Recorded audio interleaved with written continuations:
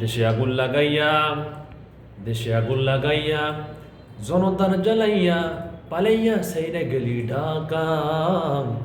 গণভবনটা এখন ফাঁকা বুবুরে, গণভবনটা এখন ফাঁকা।